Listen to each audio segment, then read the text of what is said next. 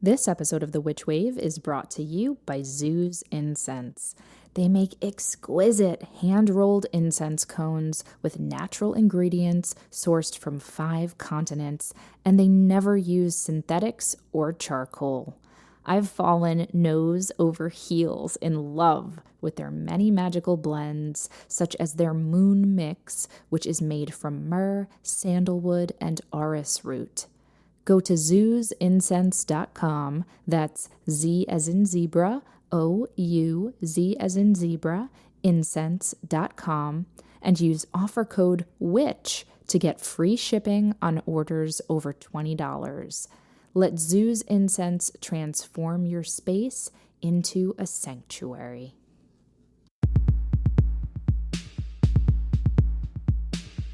The world is filled with bewitching people, and you might be one too.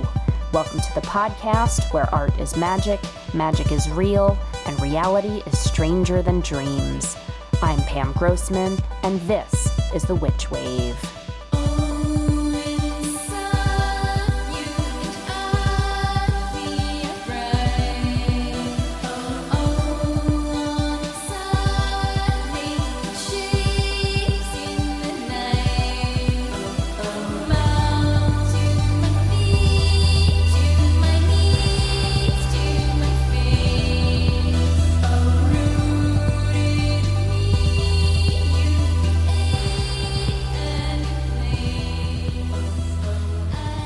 Hello and welcome to The Witch Wave.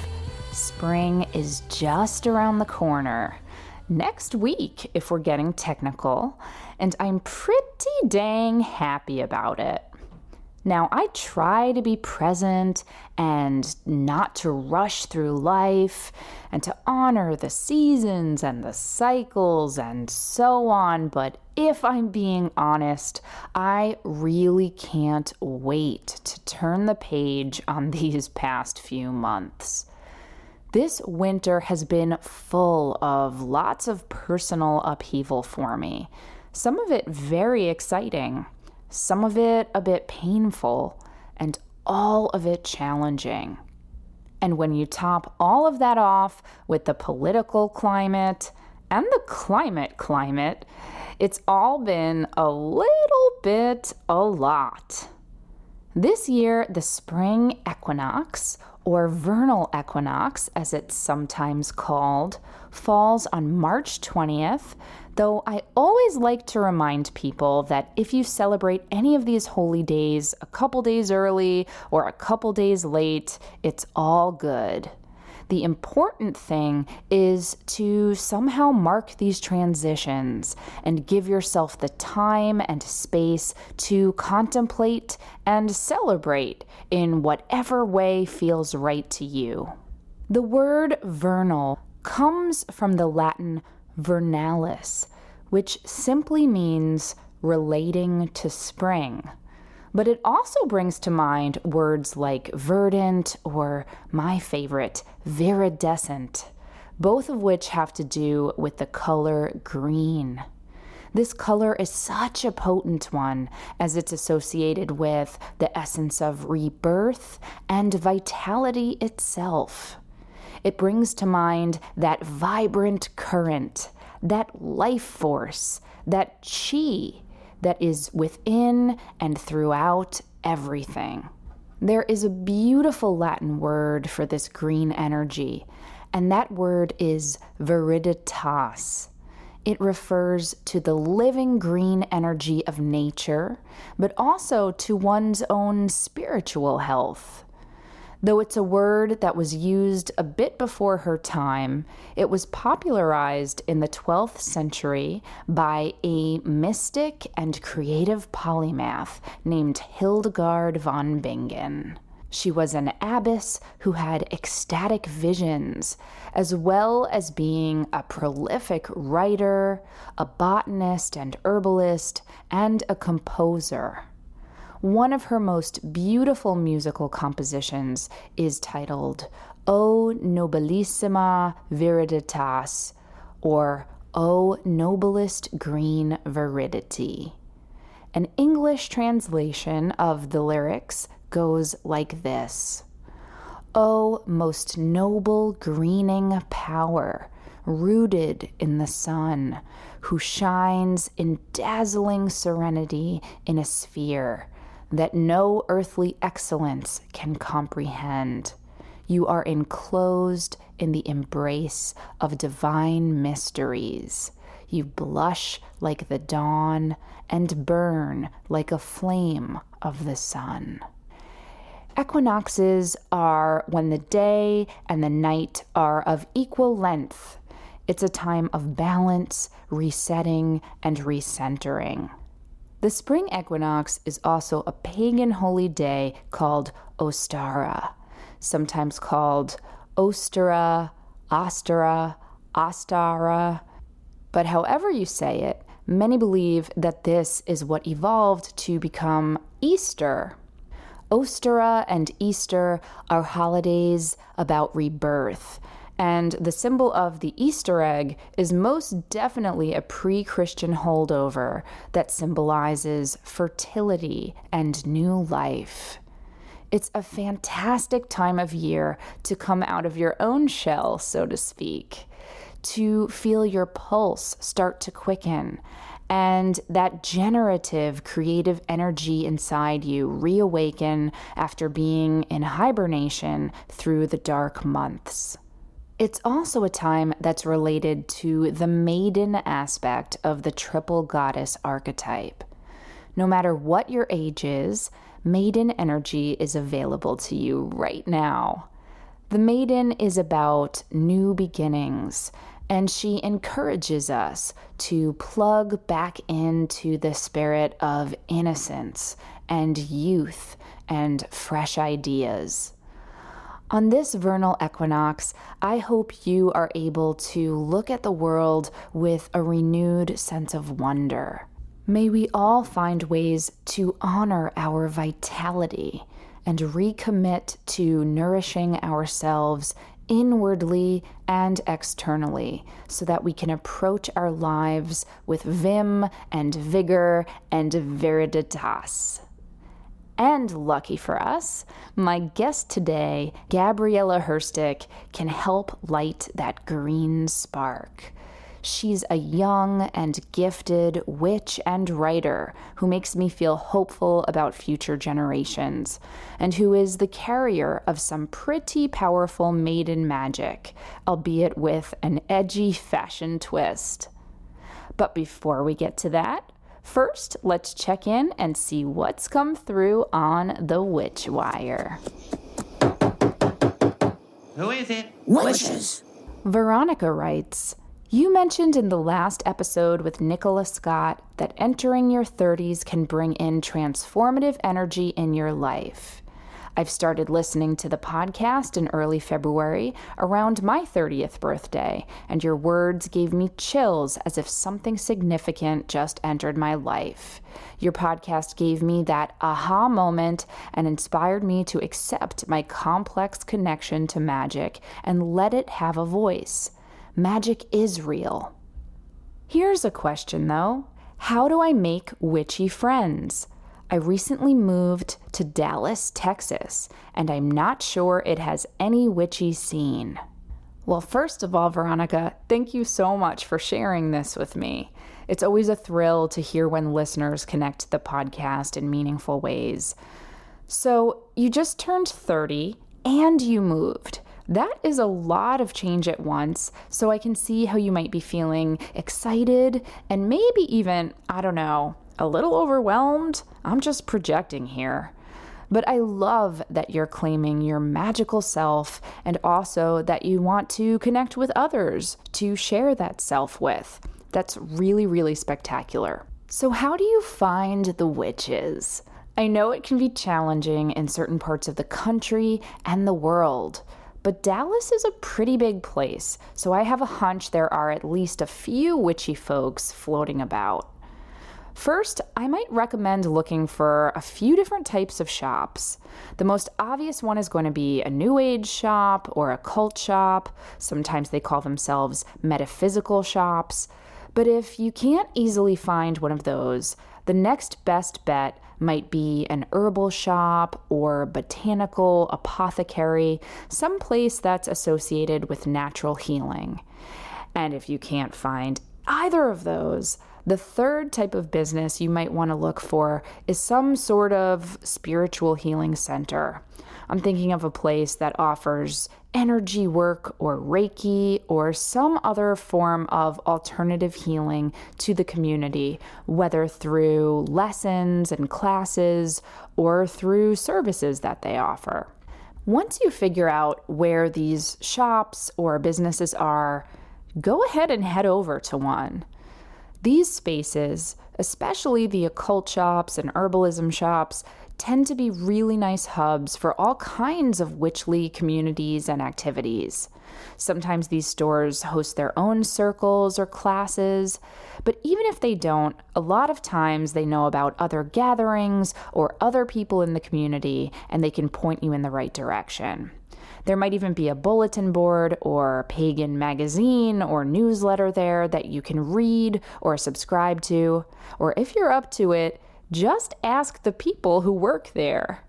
And look, I know sometimes it can be intimidating to put yourself out there and be vulnerable and talk to people about this. But remember, if they have an attitude or make you feel uncomfortable or unwelcome, that's 100% on them and not your problem. But more often than not, these folks tend to be really helpful and kind and friendly. So give it a try. And hey, if you don't like the vibe from the shop or the people that you're talking to, go somewhere else. You might have to try a few, but I'm certain you're going to be able to connect with some place or someone if you just go on a little journey like that. The second thing I'd recommend is pretty obvious, but Google is your friend. I just tried typing in Dallas pagan, and immediately I'm seeing meetups that you can attend, a website for a coven, and something called the DFW Pagan Unity Fest, which is happening in May. And I'm sure there's tons more. You just have to look and trust that by showing up and trying new things, eventually you're going to meet people that you click with. Good luck, and hey, let me know how it goes. I'm totally rooting for you, Veronica. Now, on to my guest. Gabriela Herstik is a writer, fashion critic, and a witch. She has written extensively about ritual, style, and spiritual culture for such places as ID, Broadly, and Hello Giggles. And she also runs the monthly Ask a Witch column at Nylon. She's also quite a style icon herself and an exciting new voice for the modern witchcraft movement. Her book, Craft: How to Be a Modern Witch, is out from Penguin Random House this month in the UK and will be released in the US under the title Inner Witch in September. It was such a delight to get to speak with her when she Skyped into the show from her home in LA.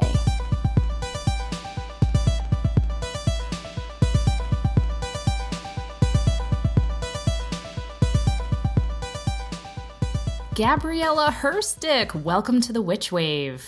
Hi, thank you so much for having me. I'm so happy to have you. I feel as if we sort of know each other better than we do because of social media, so it's nice to actually get to talk. I know, I feel like we're already friends, so I'm so excited to talk to you. Yay! So, Gabriela, you describe yourself as a writer, a fashion alchemist, which is a term I love and I'm gonna need to hear all about, and a witch. And you're also the author of a brand new book called Craft: How to Be a Modern Witch, which is going to be released this month out of the UK, and then it's going to be released here in the States in September under a different name, which I believe is Inner Witch. Is that right? Yes, that is correct. So awesome. Congratulations, first of all. Thank you so much. So the word multifaceted gets thrown around a lot. but it's one that's particularly apt for you, I think, both in terms of your creative output and also in terms of the ways in which I've seen you self-identify. So I'd love to start with the things that you make with your creative output. You write for a ton of different places like Nylon, Hello Giggles, ID, and you write about a lot of different things. And I think a lot of people are probably familiar with your witchcraft writing, but can you talk a little bit about all of the other topics that you write about? Because witchcraft is just the tip of the iceberg with you. Yeah, of course. And thank you. I love the word multifaceted. So that really means a lot. I love that. So my background in writing is actually in fashion writing. I went to school to be a fashion writer and studied fashion merchandising and have such a special place in my heart for runway collection reviews and designer interviews. So I've done a lot of that stuff. But as far as my work for specifically Nylon and Hello Giggles, it's kind of all over the board. So I've written about female-fronted punk bands for Nylon and taking box floral essences for 2 weeks and how that's changed me. I've written about music and love. For Hello Giggles, I was hired on as a Latinx culture writer. My mom is from Mexico and grew up in the Jewish community in Mexico City, and I grew up going to Mexico, and it's very near and dear to my heart. So writing about Latinx content was super cool. I'm kind of more focused on everything mystical at Hello Giggles now, but I've literally written about Hostess cupcakes and just random stuff, whatever they needed me to write. But I would say that the main things that I like to cover are love and relationships and sex and fashion and witchy things, all things mystical. But I feel like I've written about a lot of stuff. I would definitely just say that I'm a writer. So let's start talking about fashion. I mean, you have incredible personal style as evidenced by your gorgeous Instagram feed. And I'm going to do probably the embarrassing thing, which is I'm going to describe how you look, which is I don't know, I'm cringing at myself for starting there, but I think it paints a really interesting picture. You have a shaved side of your head. You wear these really kind of punk rock influenced or rock influenced outfits, lots of fishnets and leather, but it all is through this really kind of high fashion lens. It looks like you're having lots and lots of fun with your fashion. You don't really look like anybody else, even though I think you're nodding to a lot of different subcultures. So how did you develop your own personal style, and why do you think fashion is important? Oh, I love that question. So I actually am celebrating 7 years with my side shave next week. Happy birthday, side shave. I know it sounds really weird. I honestly I get my side shaved every couple weeks by the same barber. And when I first got it done, I was in 11th grade in high school, and it was kind of the first thing that I did that really defined my style. It was honestly kind of the first time that I rebelled against my parents in any physical way. I wasn't really dyeing my hair, and I didn't, really rebel in that way. So I kind of attribute getting my side shave as my initiation into being a fashion witch, which is a title that I definitely feel like I wear. I've always been super passionate about being my own person, and I think it's probably partially because I'm a twin, so I've always kind of been compared to somebody else. Also, I'm really, really Aquarius, so I just like being different and being myself. Aquarius, hey! No, I'm so excited to talk to you because I'm she's also an Aquarius.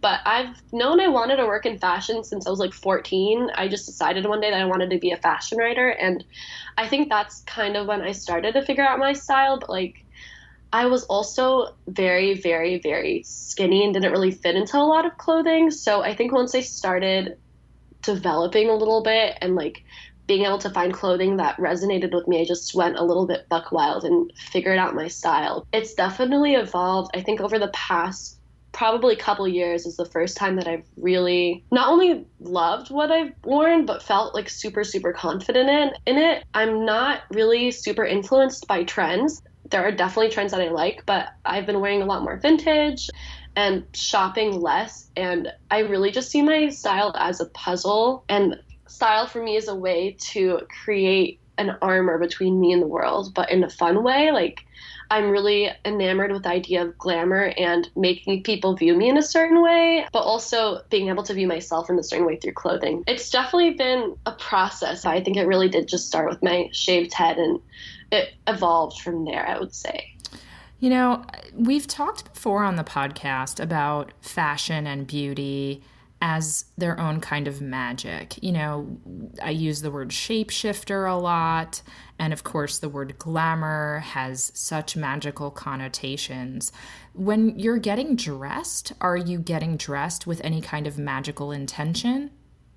Yeah, so I mean, honestly, it depends on, what I'm doing that day, what time I have to wake up, because sometimes I'm just like, don't feel like it and don't really have the energy to be super intentional. But one of my favorite things to do in the morning is kind of create a ritual out of my fashion and my glamour, I would say.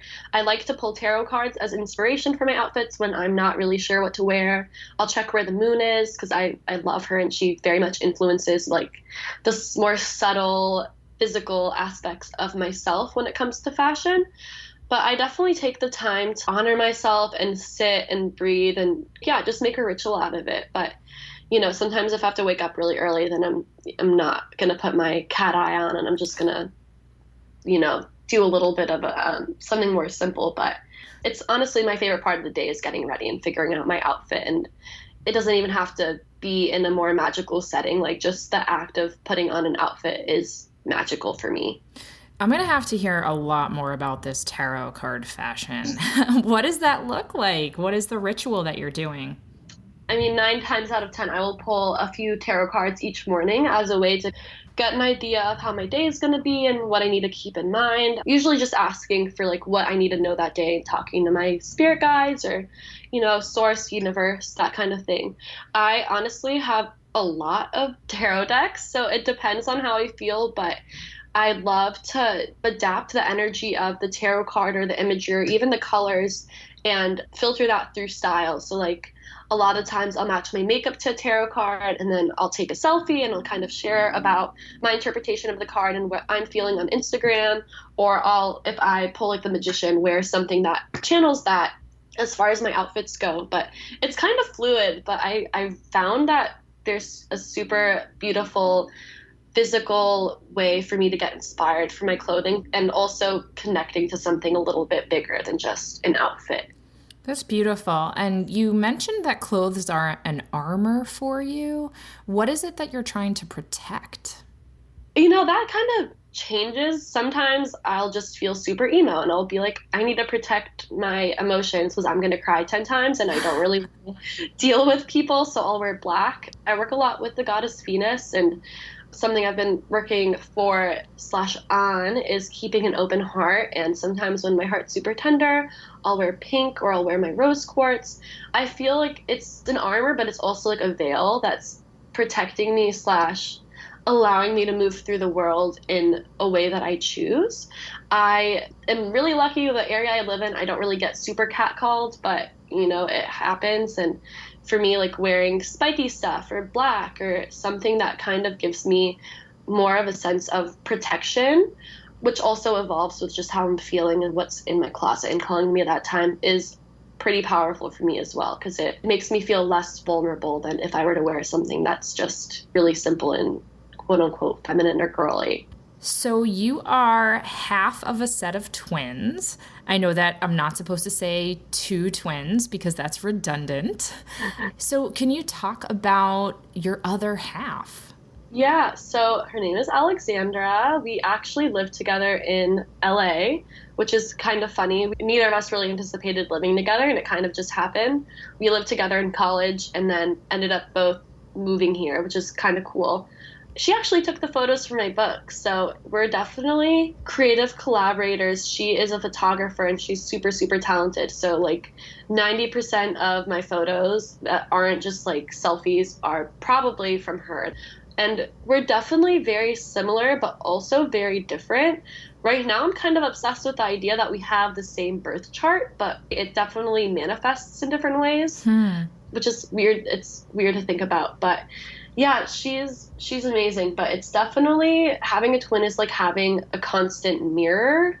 So she teaches me a lot about myself while I'm also learning about being in a relationship with my sibling who I've literally been woo mates with. So she's awesome. I love her. And are you guys identical? We thought we were identical until we were 11 or 12 when we took a blood test and found out we were fraternal. So we are not identical, but we thought we were. How interesting. But you do share some kind of visuals, like you look related. Yeah, we definitely, I think we look like siblings and not twins. People tend to think we either look exactly alike or nothing alike, which is a little bit strange. Okay, then. And is she a witch as well? Um, I don't think she identifies as one. She is still kind of figuring out her own spiritual path. You know, we grew up Jewish. My dad's a rabbi, and I think she keeps the framework of Judaism, but I think she would probably identify as more spiritual than religious. Yep, like a lot of people. I'm sure you've read those statistics that more people than ever consider themselves spiritual and less people than ever consider themselves religious. It's really interesting. Yeah. And so, do you guys have any uncanny twin magic? I mean, we all hear these stories about shared dreams and ESP, and I imagine you get that question a lot anyway, but particularly because you do identify as a witch. Have you picked up on any kind of psychic connection there? I definitely think we're connected. It's a little bit more subtle. Like, we'll be thinking the kind of same thing, or like we'll say something at the exact same time, but it's not as much like if she gets hurt, I don't physically feel it, but we're definitely very connected. That's probably more convenient. Yes, exactly. You just mentioned that your mom is Mexican, your dad is a rabbi, so I'm assuming witchcraft isn't something that you were brought up with. Is that correct? Yes, that is correct. So how did you find your way into this witchy world? Yeah, so my mom is super spiritual, like has been into crystals and meditation and energy and breathing since before it was cool. So I grew up with that. I was honestly always kind of an Aquarius crystal child. One of my mom's first memories of me is holding a crystal pyramid when I was 2 and like breathing with it because I was angry at my sister, which is still makes me laugh. I've always been interested in that. My dad really fostered my curiosity for God and religion and the unknown, and I very much grew up interested in spirituality and all that stuff since I was little. But when I was in 6th grade, so I think I was 11, I was gifted a fairy oracle deck, and I just fell in love with the fairies and was obsessed. Ended up buying a book called A Witch's Guide to Fairy Folk. And I read it and I was like, oh, like this is what I am. It just, the only way I just can describe it is it felt like coming home. It just familiar and safe. And I'd actually gone to Salem, Massachusetts on Halloween a few years before with my aunt who was born on Halloween. And I went to the Witchcraft Museum and learned about witchcraft. And when I was reading this book had almost like a flashback to that. And that summer, I went to a month-long Jewish sleepaway camp where I cried every day for a week straight and was miserable and like read about goddesses and wrote letters to Bastet. And by the time I left, I was like, I'm a witch. Like I just know this is what I am. And my parents kind of thought it was a phase, and it wasn't. And since then, it's just been developing my own practice and path. I identified as Wiccan for a really long time, and I don't identify with that anymore. But that was kind of my entryway / starting point in the Bible Belt. That was how I discovered it, I would say. Wow. So what part of the Bible Belt were you in? I lived in Georgia. I lived like 45 minutes north of Atlanta in a little suburb called Johns Creek. And did you grow up there for your entire childhood? I moved around. So I was born in California, and then we moved to New York, Buffalo, New York, which is very different than LA. And then I grew up in Georgia. So I went from 5th grade up until I graduated high school in Georgia. Okay. So that's where your formative years were. Yes, exactly.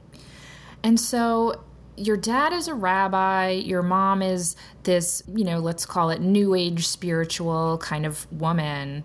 When they saw that you were not growing out of your witch phase, did you have to have any kind of conversations with them? Were there challenges that you had to navigate? Or because they're both spiritual people, they were both like, great?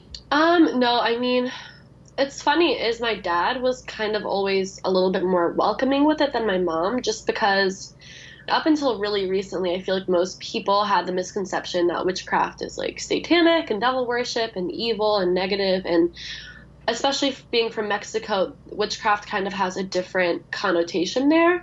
So she actually wouldn't even let me buy books with the word witch in the title, which is funny.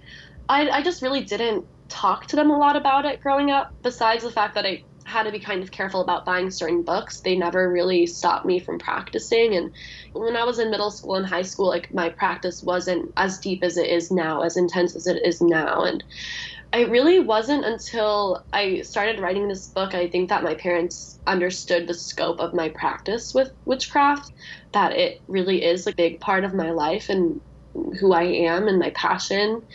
But my dad and my mom, more my dad was more worried that people didn't understand what witchcraft was and were gonna assume that it was something evil and that like that could prevent me from getting jobs, or like that's something that could be detrimental to my future. And I think now he kind of obviously realizes that it's not Satan worship and I'm not eating babies, and like that people are kind of finally starting to understand that it's not a negative thing, just in the mainstream in general. So, but babies are so delicious. I mean, they're so tender, they're so succulent. The blood, that's my favorite part, man.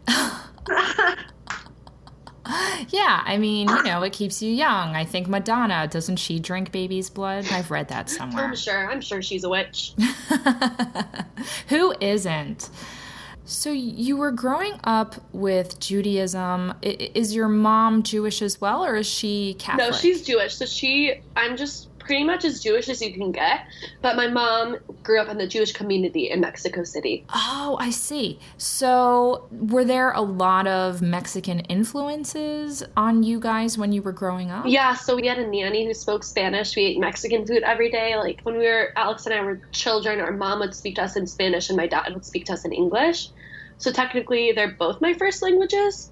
But yeah, I definitely was surrounded by the culture. My mom's whole side of the family is still in Mexico City. So I grew up going there and visiting my family and taking it in. So that's even more kind of complicated if you think about it. I imagine anyway that, you're Mexican by culture and upbringing, and yet I don't even know if the word ethnic is the best word anymore these days, but it's not as if you are Mexican by blood or by genetics. Is that fair to say? That's exactly it. I say I'm ethnically Jewish and I'm culturally also Jewish, but I'm culturally Mexican as well. Okay. And do you incorporate Mexican culture and Jewish spirituality into your witchcraft, or do you kind of keep them all in separate buckets? Honestly, I was super turned off by Judaism up until like now, pretty much. I'm kind of just finally starting to learn about Kabbalah and read about Jewish mysticism, and I'm starting to incorporate that into my own practice. But I just was so surrounded by it growing up. My dad's temple in Georgia was really big, and everybody knew my sister and I as the rabbi's daughters, and I just needed a lot of space from that part of my identity, but now I'm kind of starting to incorporate that into my practice. And as far as my Mexican side, a lot of the mysticism there is more revolved around Catholicism.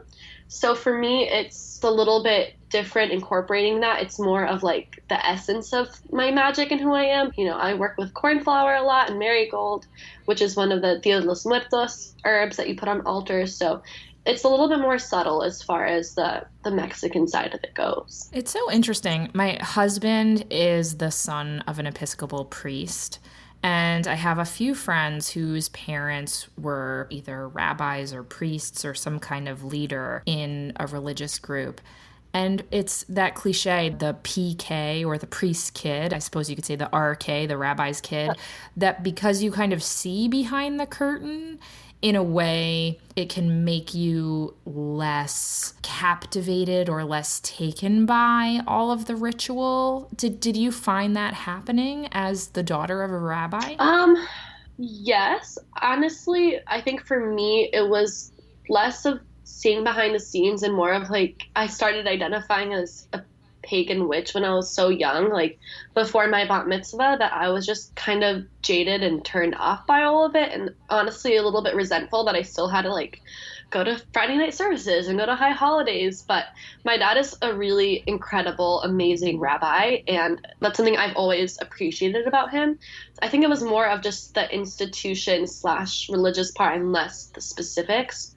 Also, people just wouldn't ever know my sister and I's name. And like in the bathroom, whenever we were in the temple, it'd be like, oh, you're the rabbi's daughter. Okay, bye. Like I had $1 time I had that, it would be like, I'd be rich. Yep, totally. So speaking of bat mitzvahs, I find them to be really interesting rituals because, and I had one as well when I was 13, because in some ways in today's society, they feel like a little bit, I don't know, archaic or premature, because it's not like you have your bat mitzvah and suddenly you're gonna, have a baby or get married or whatever it was back when it was like this original rite of passage. And yet turning 13 is pretty monumental, and puberty is real. That is a real transformative and powerful time. And it's also, I think, a time when a lot of us get interested in magic and witchcraft for whatever reasons. So what was it about the bat mitzvah ritual in particular that made you bristle?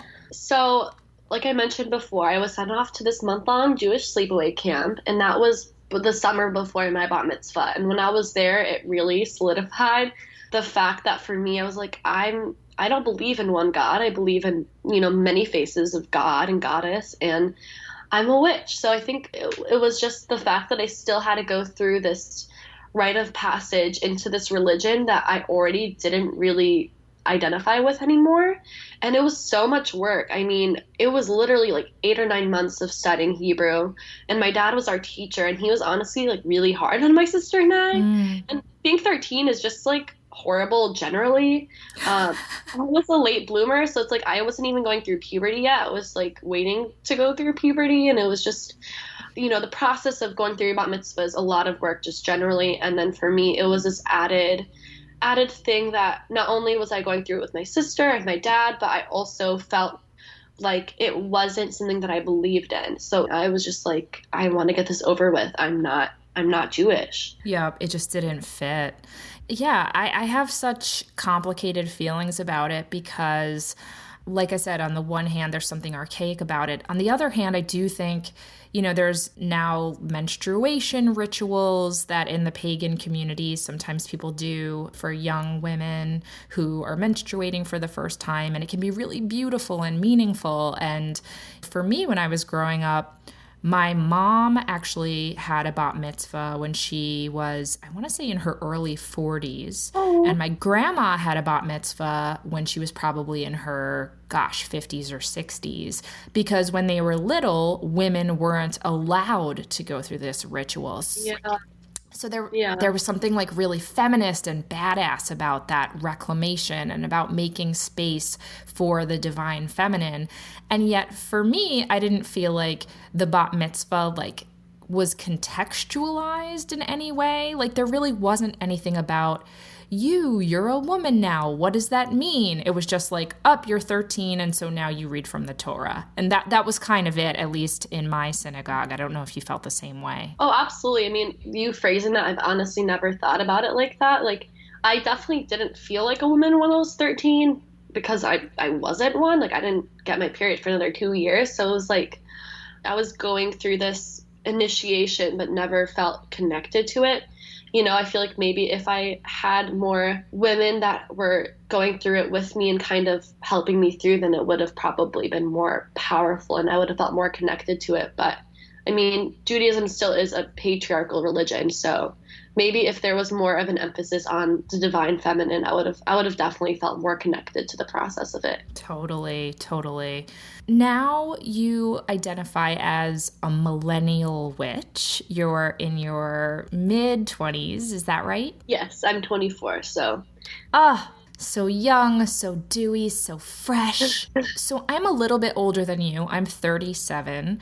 And so I grew up with this really analog 1980s childhood.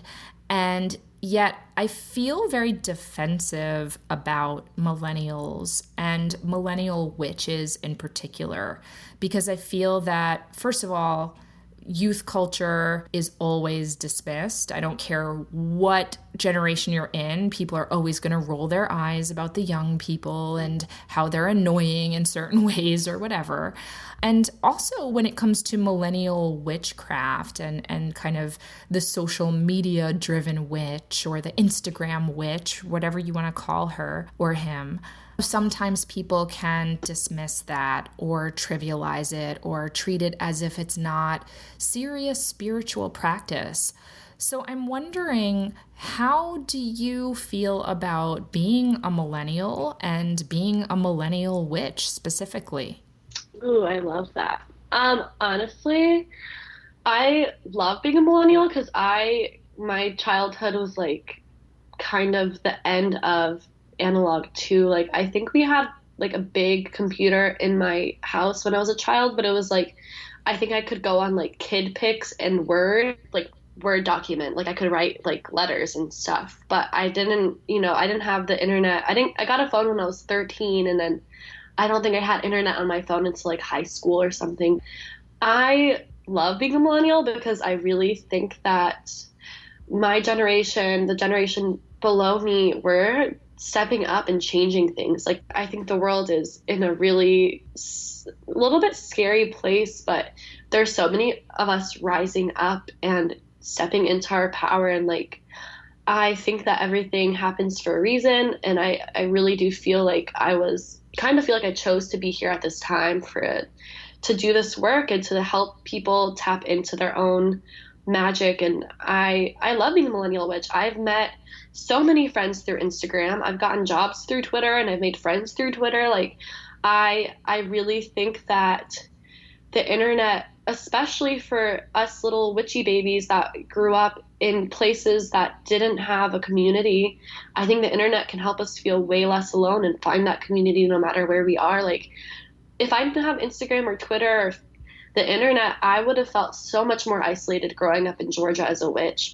It really did help me find other people, and I really think that we're able to connect. It's interesting because I feel like on one hand, social media definitely makes us almost more disconnected from real life, but at the same time, if you're using it and utilizing it with intention, like you can find so many amazing things and people and like find things that inspire you and collaborate with other people. And I think that magic and spirituality has to evolve with the time just to stay relevant. And I think that it makes sense for it to kind of intertwine or weave into what it means to be millennial and, utilizing the internet as a way to create community. I think it's really, really valuable, honestly. Absolutely. I totally agree. I do want to dive into a little bit more of the Instagram witch and Tumblr witch trend, if we want to call it that, or sea change. But first, we're going to take a quick break and we'll be right back. You've heard me gush about Mithras candles many times before, and they love you guys so much that they're now offering free shipping if you use offer code WITCH at their website, mithrascandle.com. 2,000 years ago, in labyrinthine underground temples across the Roman Empire, the first beeswax candles were burned in secret rituals to the god Mithras. Now you can experience some of this mystery for yourself with Mithras candles. They're handmade from the purest golden cappings beeswax, and with that natural, subtle honey and floral scent, Mithras candles are the perfect illumination for the mysteries of your life.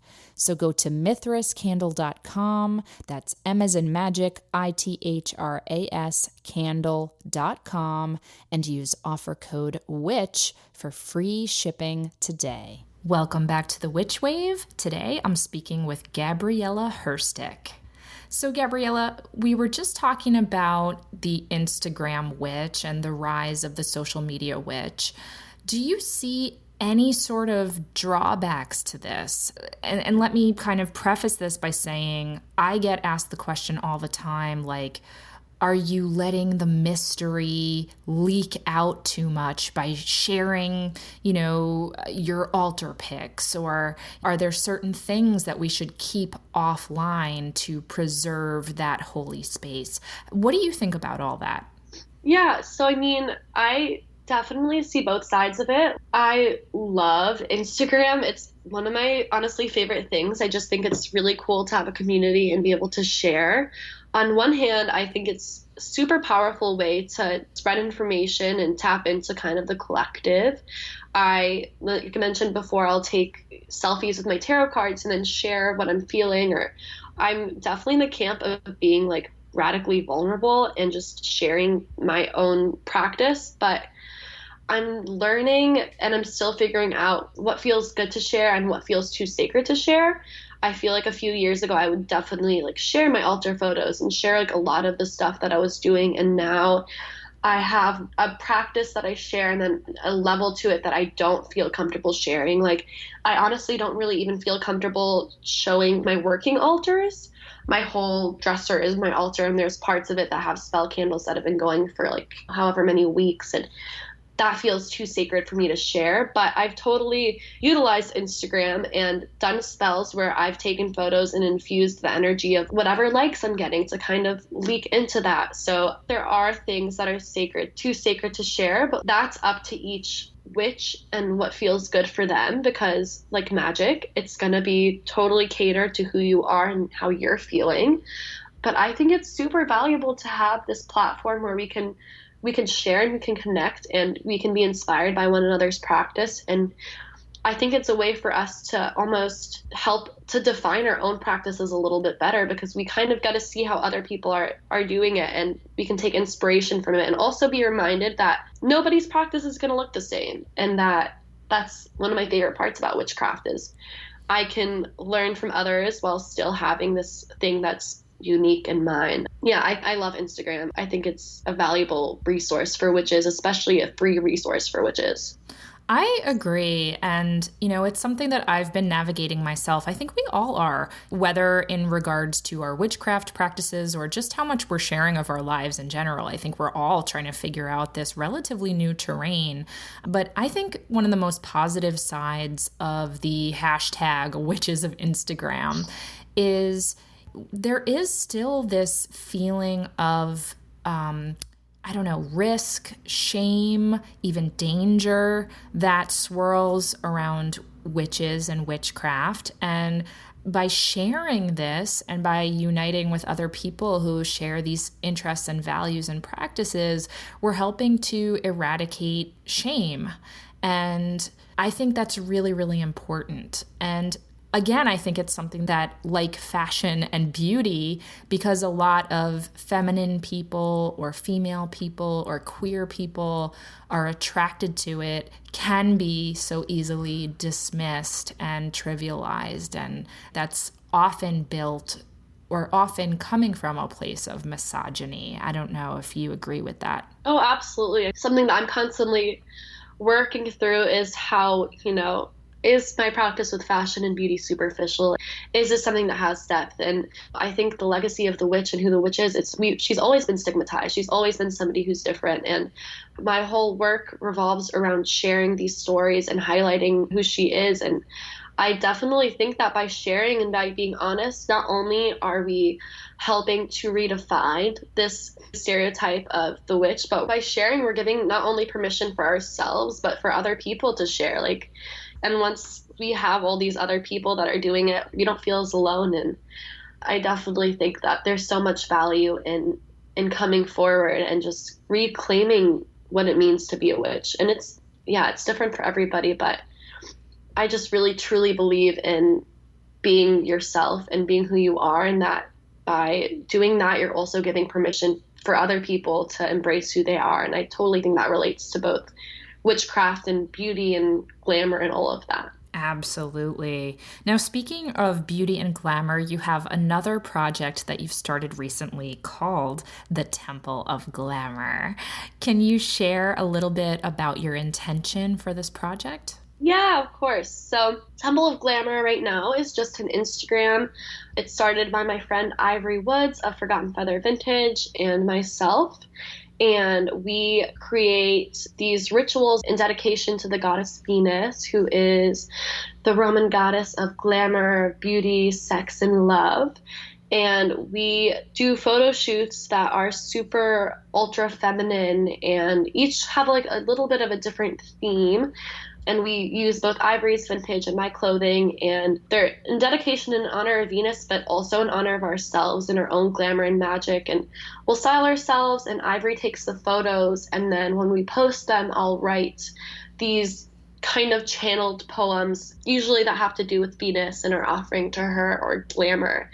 And we're going to be building a website and have information on glamour and also like Venus and working specifically with goddesses of love. And hopefully, I really want to write some rituals and invocations and that sort of thing, and just share this like very fun, very physical form of glamour worship. We've honestly been taking photos and dressing up for so long that this was kind of a way for us to do it in a more intentional and spiritual context. And it's been really cool. Like, you know, we set up an altar and we'll invoke Venus and we'll like talk to her and then close it out once the ritual is done. But the magic of it, in my opinion, kind of lives even past that through these photos that we get to share and through these poems that I get to write. And it's just been such an amazing experience, and we've gotten so much positive feedback. It's actually really, really amazing. Yeah, your feed is so beautiful, and it's so different from your personal feed because your personal feed feels very like dark and edgy and gritty, and this is like pastel, and it has a little bit of a soft kind of retro feel to it. And I just really admire the ways in which you're taking the worship of this goddess and the honoring of this goddess into the modern age. I think it's really, really exciting and really inspiring. Oh my God, thank you so much. I definitely love playing with my style, and Ivory's style is a lot more in the pastel range, but I definitely think that Temple of Glamour is our love child. It's kind of taking elements of both of who we are and merging them in honor of something bigger than both of us. Totally. And it reminds me of, and I imagine a lot of listeners are familiar with this, but the invocation that's called the Charge of the Goddess. For those of you who don't know this poem or this prayer, a little background on it. A lot of people are familiar with Starhawk's adaptation of it, which is gorgeous. You should go Google it. It's a really beautiful prayer, and it's in the voice of the goddess. And she is a lot of people, when they're gathering or when they're doing their own ritual, they might read this poem or this invocation. But Starhawk actually got it from Doreen Valiente, who interpreted it from Gerald Gardner, who drew from Aleister Crowley, and from The Gospel of Witches, which was written by Charles Godfrey Leland. Anyhow, definitely look it up. But the quote that a lot of people tend to highlight from this invocation goes, "Let my worship be in the heart that rejoices, for behold, all acts of love and pleasure are my rituals." And so I feel like what you and your collaborator are channeling are a way to honor the goddess through pleasure and through love and through beauty. And I actually think that, especially in this day and age, but certainly in the context of, you know, a history of femininity which has been systemically oppressed, that is actually a huge act of resistance. That to connect to beauty and love and pleasure in a sacred way is quite strong and rebellious, even as it might seem soft and glittery. Oh, absolutely. I mean, going out on the streets and presenting yourself in a feminine or femme way is in such a patriarchal society that like doesn't want us to be our fullest selves. And this really for us is a way to honor not only goddess, but like the goddess that's in us. We do it as, yeah, like you said, as a form of ritual, as a form of pleasure. And it totally is just us being our fullest selves, even though I'm sure there are plenty of people who don't want that to be and are threatened by women who claim their own power. So I would say it is resistance, but I think the way that we view it more is of just a way for us to create magic out of things that already bring us joy. I love that. That's beautiful, Gabriela. Now, I just want to wind things down by making sure that we talk about your new book, which is so exciting. So tell me more about Craft, How to Be a Modern Witch. What will readers find in this book? Yay! So it actually comes out a week from today, which is really, really weird. I feel like I'm giving birth. It's everything that I would have wanted in a witch book like 10 years ago. I talk about who the witch is and the archetype of the witch and a brief history of who she is. I talk about the wheel of the year and the witch's holidays and the solstices and equinoxes and cross-quarter days. I talk about energy and the chakras and meditation and the subtle body. I have a chapter on fashion magic that is honestly probably my favorite and super special to me. And then I also talk about tarot and astrology, have a chapter on crystals, on earth magic, so working with different herbs and teas and different modalities of honoring the earth through that. I have a chapter on moon magic and working with the cycles of the moon. It really has a little bit of everything, and it's my whole goal with the book is to give witches of all levels, although it kind of is like a witch 101 guide. So if you don't really know where to start, this is what I'm going to be recommending people who always ask me where to start.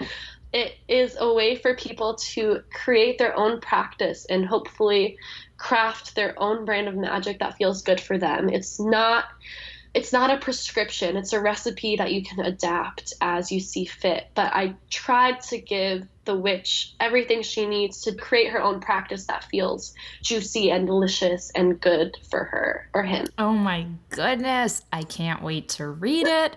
I'm sure lots of listeners are so excited to read it. And just to end, that's a question that I get asked all the time. Where do I start? What book should I read? And it's always one that's challenging to answer because I never want to give people assignments, and just because books worked for me doesn't mean it's the right books for them. Exactly. But it sounds like this is definitely a great starting point for them. And just as a quick takeaway, is there a suggestion that you can share with listeners who might be new to practice? Like, what's the first place you think that they could start besides reading your book, of course? What's a exercise or a ritual or something that you might recommend to dip their toe into the witchy water? Ooh, so I remember on another episode of this podcast, I don't remember which one, but you suggested that somebody just go to the bookstore and see what feels good to them. And that's literally what I always recommend to people is I love used bookstores and like especially like the metaphysical occult section of used bookstores. So as far as like learning, my suggestion, like you said, is to go and just sit and see what feels good. Like spend a few hours just like digging through books and seeing what feels good. I think as far as a ritual, that's such a good question. I love working with candles because I think it's really valuable to have like a focal point that's kind of a little bit more subtle. I love flame gazing and looking at flames. So I think just getting a candle and thinking of an intention and just lighting it and connecting with your breath and starting to feel like that more subtle energy and just allowing yourself to feel what you're feeling and like getting in touch with your body and less with your head is a super, super easy ritual. Like even taking time to breathe throughout your day, I feel like is witchy because it's getting you connected to your own energy. Also, just gazing at the moon and knowing where the moon is a super, super easy way to kind of connect to something a little bit bigger than ourselves in an easy manner. So yeah, I think going to the bookstore, kind of seeing what feels good to you, taking notes, and then just doing subtle things like gazing at the moon and knowing where she is and starting to pay attention to to your energy and how you feel, I think is probably a good place to start. I think that's very, very wise advice. So, Gabriela, again, congratulations on your book. I can't wait until it's in my I was going to say grubby little hands. That's not a phrase of self-love. My magical, glamorous Venusian hands. How about that? Perfect. And then finally, where can people find more about you, whether online or in real life? Yeah, so I live in Los Angeles, so I usually bop around the city, but most of my work is online. I post a lot on my Instagram and Twitter, which are both Gabby Herstik, GabyHerstik. I write for a handful of publications, but my website is also like linked on my Instagram and Twitter that has most of my writing. And then I have a column on Nylon called Ask a Witch, which is also a little bit of like Witch 101 stuff that you can read. Yes, and I highly recommend that column. It's so great. And I think you just have such an open heart, a welcoming spirit, and you're a really terrific writer. So I highly recommend it for anybody who's curious to learn more. Thank you. Well, thank you so much, Gabriela. Best of luck with your new book. And I can't wait to meet you in person someday. Yes. I know. I cannot wait to hug you. Yay! Future hugs definitely coming at us both. Absolutely. All right. You take care. Thank you. That's it for the show. Thank you again to Gabriela Herstik for joining me. It was a great act of beauty and pleasure to get to speak with her. Do you have questions, feedback, need some witchly advice, or just want to share something magical that happened to you recently? Drop me an email at witchwavepodcast@gmail.com. I always love hearing from you, and you might make it on the Witch Wire. The Witch Wave was produced, recorded, and edited by me, Pam Grossman. Our theme music is by Lycanthia. Special thanks go to Chiquita Pascal and Matt Freeman. You can check out information about this and other episodes on our website, witchwavepodcast.com. Please subscribe to us on iTunes and give us lots of shimmering stars. It really makes a big difference. You can follow us on Twitter, Instagram, and Facebook. And if you have an iPhone, you might dig my witch emoji for iMessage. Fill your texts with witches, spellcraft objects, and magical symbols in a variety of skin tones, genders, and colors by searching for Witch Emoji, all one word, in the App Store or by going to witchemoji.com. Thank you so much for listening. Witches are the future. I'll catch you next time on The Witch Wave.